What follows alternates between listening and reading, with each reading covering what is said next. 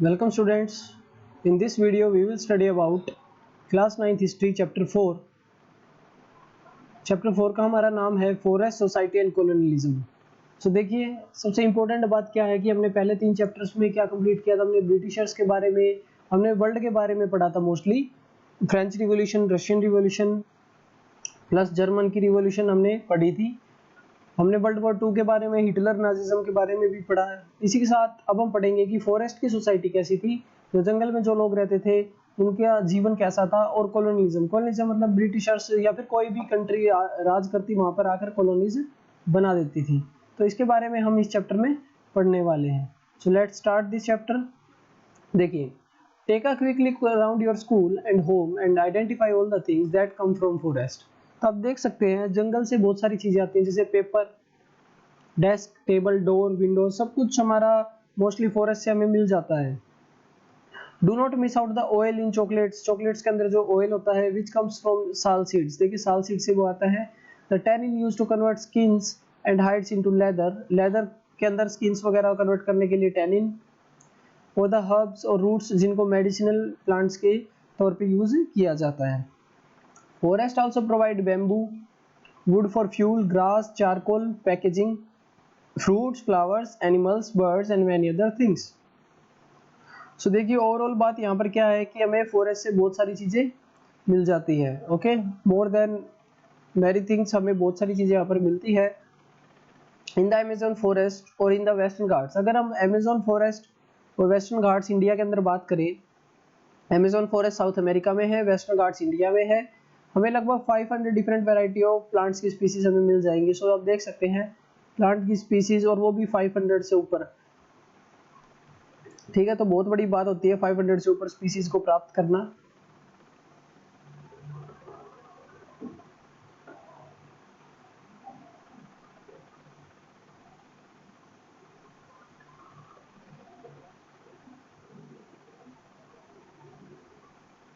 तो इसके बाद देखते हैं, a lot of this diversity is fast disappearing. ये डाइवर्सिटी जल्दी जल्दी खत्म हो रही है। अगर हम बात करें 1700 से लेकर 1995 तक, जो इंडस्ट्रियलाइजेशन का टाइम था, लगभग 13.9 million square kilometre of forest, या फिर कहें दुनिया का 9.3% सरफेस एरिया, वो लगभग क्लियर कर दिया था। देखिए 9.3 वो लगभग क्लियर कर दिया था, किस लिए? इंडस्ट्रीज के लिए,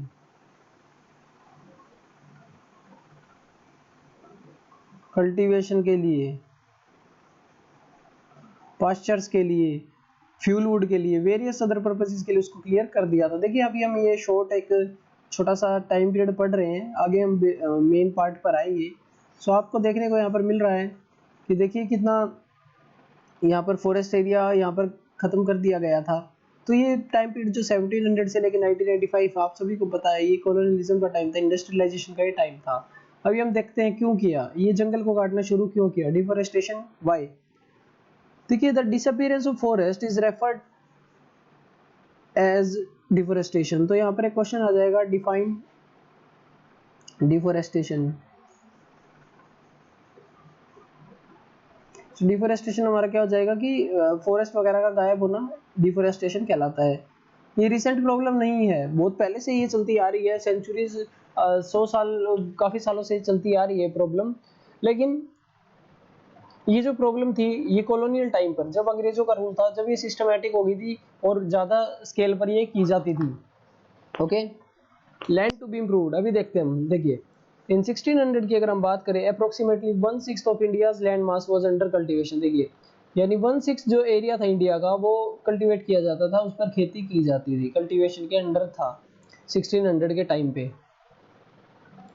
now that figure has gone up to about half. अब ये 1/6 की बजाय अब ये हो गया है हाफ। सो आप देख सकते हैं इसका हाफ, मतलब 1/6 का हाफ हो गया अभी। तो मतलब जो आधा एरिया है वो अभी क्या है, बिल्कुल खराब, वहां पर डिफोरेस्टेशन किया गया है। इसका रीजंस क्या? देखिए, पहला रीजन तो है कि पॉपुलेशन की ग्रोथ, डिमांड फॉर फूड। फिर थर्ड है clearing forest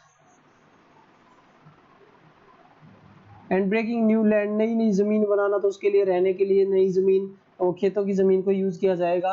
in the colonial period cultivation expanded rapidly for variety of region. देखिए, जब अंग्रेजों का टाइम था, कॉलोनियल पीरियड था, तब ये जो कल्टीवेशन था ये बढ़ रहा था काफ़ी एक्सटेंसिवली। इसके पीछे कई रीजंस हैं, वो आगे रीजंस हम पढ़ेंगे सारे। फर्स्ट, पहला रीजन देखिए क्या था कि ब्रिटिश डायरेक्टली एनकरेज्ड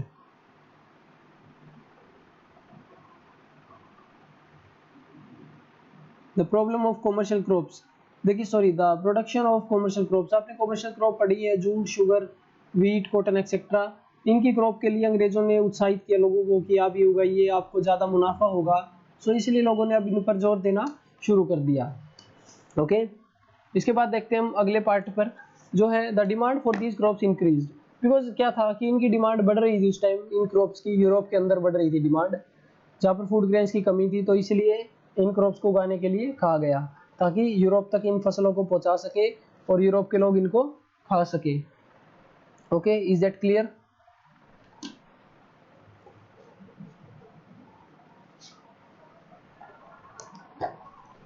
तो इसके बाद देखते हैं हम आगे।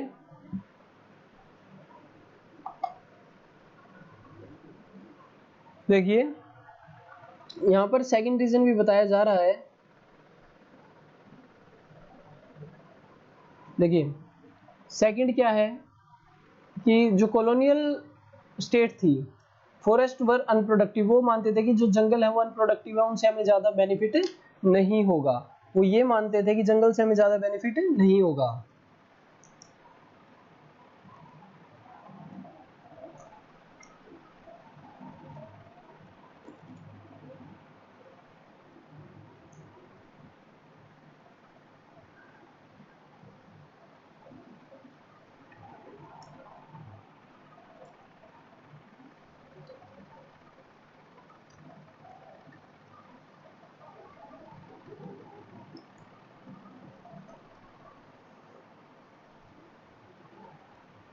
तो आप लिख सकते हैं यहाँ पर कि हमारे पास दो रीजंस थे डिफोरेस्टेशन की इंडिया के अंदर। फर्स्ट आपने ऊपर पढ़ा है, जो अंडरलाइन किया। सेकंड हमारे पास आ जाएगा कि फॉरेस्ट को अनप्रोडक्टिव वो मानते थे।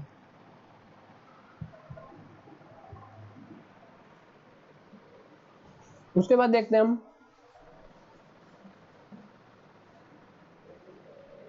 दे वर कंसीडर्ड टू बी वाइल्डरनेस। वहां पर ये माना जाता था कि जंगली चीजें है वहां पर, वो हमारे लिए कोई बेनिफिशियल नहीं है। एग्रीकल्चर के प्रोडक्ट्स हम नहीं ले सकते वहां से, हम उनको काटेंगे पेड़ों को तभी हमारे पास एग्रीकल्चर के प्रोडक्ट्स आएंगे। तो देखिए लगभग जो ये जंगल काटने के बाद कल्टीवेशन का एरिया था, अगर हम बात करें 1880 से लेकर 1920 तक, तो कल्टीवेशन का एरिया 6.7 मिलियन तक बढ़ गया था, यानी 67 लाख हेक्टेयर तक बढ़ा दिया गया था। जंगल काटने के बाद की बात है। उसके बाद देखते हैं we always see the expansion of cultivation as a sign of progress. देखिए हम क्या मानते हैं कि कल्टीवेशन बढ़ेगा तो हमारी प्रोग्रेस होगी, बात भी सही है। ओके, लेकिन अगर हम फॉरेस्ट को काट के ही कल्टीवेशन करेंगे तो क्या वो प्रोग्रेस है? नहीं। But we should not forget the land to be brought under forest have to be clear. देखिए हमारी वाली बात इसने आगे बताई है कि फॉरेस्ट क्लियर किया जाता था इसके लिए, तभी कल्टीवेशन को इंक्रीज किया जाता था। देखिए स्लीपर्स एक नया वर्ड है। स्लीपर्स वुडन प्लैंक्स होते हैं जो रेलवे के, देखिए आपने देखे होंगे रेल, हमारी रेल की पटरी है, बीच में वो आजकल तो सीमेंटेड टाइप के बिछाए जाते हैं नीचे, लेकिन पहले वुडन ब्लॉक्स बिछाए जाते थे ट्रैक्स की पोजीशन बरकरार रखने के लिए, ठीक रखने के लिए। ओके, उसके बाद देखते हैं by the early 19th century. देखिए क्या होने लगा कि 19th सेंचुरी तक oak forest in England were disappearing. देखिएगा कि जो इंग्लैंड में ओक के फॉरेस्ट थे ना, वो गायब हो रहे थे। कब? 19th सेंचुरी की स्टार्टिंग में, यानी 1800 जब आया था तब, उसके बाद ओक के पेड़ गायब हो रहे थे, मतलब काटे जा रहे थे बेसिकली। इस वजह से क्या हुआ कि जो टिम्बर आना था इनके नेवी की शिप्स बनाने के लिए, वो खत्म हो रहा था। जो लकड़ी आती थी वो खत्म हो रही थी। अब इनको लकड़ी चाहिए थी, कहाँ से चाहिए? अब इन्होंने देखा कि हम कहाँ से ओक के पेड़ ला सकते हैं ताकि हमारी शिप्स बने। How would imperial power be protected and maintained without ships? अगर शिप्स नहीं होंगी तो हम कैसे प्रोटेक्शन करेंगे? तो देखिए बाय द 1820s क्या होता है, सर्च पार्टीज भेजी जाती है कि एक्सप्लोर करो फॉरेस्ट रिसोर्सेज ऑफ इंडिया को, देखो इंडिया के अंदर फॉरेस्ट रिसोर्सेज देखो, वहां पर अगर ओक मिलता है तो बताओ। Within a decade trees being felled as a massive scale. India में ये देखिए आप फोटो देख सकते हैं कितने सारे पेड़ ये नदी से आगे सप्लाई किए जा रहे हैं। आप इसको देख सकते हैं कि ओक की जो कटिंग है पेड़ों की, वेरियस पेड़ों की कटिंग शुरू हो गई थी, अकेले ओक की नहीं, वहां पर और इंडिया में भी रेलवेज 1850s के आसपास स्टार्ट कर दी गई थी। Railways were essential for colonial trade, because railways जो थी वो बड़ी अहम थी कॉलोनियल रूल के लिए। रेलवेज के बिना उनका ट्रेड नहीं चल रहा था। और लोकोमोटिव चलाने के लिए वुड फ्यूल के तौर पर यूज किया जाए, लकड़ी को जलाएंगे तभी वो स्टीम आएगी, स्टीम से फिर वो रेल को चलाएंगे। आपको याद है स्टीम इंजन वगैरह थे उस टाइम। अभी देखिए दूसरी बात, रेलवे लाइंस को होल्ड करने के लिए स्लीपर्स भी लगाए जाते थे, वहां पर भी लकड़ी चाहिए थी। ओके, ईच माइल देखिए 1 माइल में लगभग 1760 से लेकर 2000 स्लीपर्स की आवश्यकता पड़ती है। तो आप देख सकते हैं कितनी लकड़ी वहां पर उपयोग हो रही थी। ओके, उसके बाद चलते हैं हम आगे, जो आगे है हमारा पैराग्राफ फ्रॉम द 1860s। अभी देखिए लगभग 50 साल हो जाते हैं उनके पेड़ वगैरह को काटते हुए, 1860s आ जाता है। अभी रेलवे का जो नेटवर्क था वो और ज़्यादा बढ़ने लग जाता है, रेलवे नेटवर्क एक्सेसिवली बढ़ा देते हैं। और 1890 तक आने वाले 30 साल तक क्या होता है, लगभग 25,500 किलोमीटर रेलवे ट्रैक्स बिछाए जाते हैं, बहुत ज़्यादा हो जाते हैं इतना किलोमीटर। और लगभग 1946 यानी हमारे आज़ादी के टाइम तक नियरली हो जाता है 7,65,000 रेलवे ट्रैक्स किलोमीटर में। इतने रेलवे ट्रैक्स इतने किलोमीटर तक बिछा दिए जाते हैं। As the railway track spread through India large number of trees were felled, जितना ज्यादा ट्रैक्स बन रहे थे उतने ज्यादा पेड़ भी कट रहे थे। अकेले मद्रास प्रेसिडेंसी की बात करें 35,000 ट्रीज 35,000 ट्रीज को काट दिया गया था स्लीपर्स के लिए सिर्फ, बाकी चीजों के लिए तो आप एक बार छोड़ ही दीजिए, सिर्फ स्लीपर्स के लिए 35,000 पेड़ों को काट दिया गया था। These contracts being cutting trees indiscriminately, forest around the railway tracks fast started disappearing। अब ये कॉन्ट्रैक्ट ले लिया जाता पेड़ काटने का, और जो रेलवे ट्रैक के आसपास पेड़ होता, जंगल होता, उसको काट दिया जाता कंप्लीटली। देख सकते हैं आप, बिल्कुल गायब कर दिया एरिया। देखिए जंगल का नामो निशान ही नहीं है अब इसके आसपास। और आप देख सकते हैं यहाँ पर आदिवासी लोग ही काम कर रहे हैं बेसिकली, इनके पास हाथी वगैरह ये यूज कर रहे हैं इनको बिछाने में, स्लीपर्स वगैरह को लगाने में। सो बड़ा ही सिंपल चैप्टर है ये, इतना टफ नहीं है जितने पहले 3 थे। बहुत ही सिंपल सी कहानी है कि जंगल में क्या था, अंग्रेज लोग जंगलों में क्या करते थे। ये देखिए लकड़ी ले जाता हुआ ट्रक, वीमेंस कलेक्ट करती फ्यूल वुड का फोटो देख सकते हैं यहाँ पर।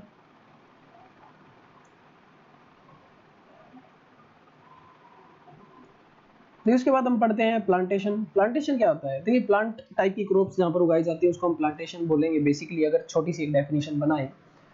सो देखिए बहुत सारा एरिया नेचुरल फॉरेस्ट का उसको क्लियर कर दिया जाता था। क्यों?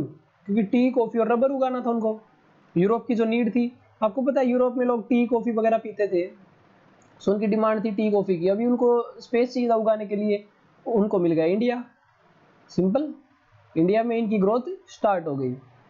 अभी इसके लिए भी फॉरेस्ट काटना पड़ता था, क्योंकि फॉरेस्ट के बीच में तो आप फसल उगा नहीं सकते ऐसे। और यूरोपियन प्लांटर्स को सस्ते भाव में फॉरेस्ट काट के बेच देते हैं जमीन को, ये लीजिए भाई आपको ये जमीन मिल गई सस्ते भाव में, यहाँ पर क्या उगाना आपको, टी कॉफी उगवानी है। किन से उगवानी है, जो यहाँ के विलेजर्स है, आप आदिवासी लाओ, कहीं से कुछ लेबर लेके आओ, करो आप। और इनको चारों तरफ से एनक्लोज कर दिया जाता, मतलब बाउंड्री लगा दी जाती ताकि लेबर यहाँ से भाग ना जाए। आप ऐड भी देख सकते हैं, टी की ऐड है ये, सुपर टीज। देखिए एडवर्टीजमेंट का जो क्रेज है उस टाइम तक शुरू हो चुका था, बिकॉज ये जो चीज़ें थी ये यूज़ की जा रही थी लोगों के द्वारा, सो अट्रैक्ट करने के लिए ज़रूरी था। सो देखिए आज हमारा पार्ट 1 में इतना ही। सो हमने पार्ट 1 में अभी तक क्या पढ़ा है, सिंपल सी बात पढ़ी है कि फॉरेस्ट की कटिंग क्यों हो रही थी। ओके, किन के द्वारा, कॉलोनियल पावर्स के द्वारा, ये हमने अभी पढ़ा है। कॉलोनियल पावर्स के द्वारा ये कटिंग क्यों हो रही थी, इसके पीछे रीजंस थे, क्रॉप प्रोडक्शन, कल्टीवेशन को एरिया बढ़ाना। थर्ड रीजन जो हमारे पास था, टी कॉफी की प्लांटेशन के लिए। और ऐसे करके हमने कंप्लीटली अभी पढ़ लिया है कि देखिए क्या रीजंस था इसके पीछे।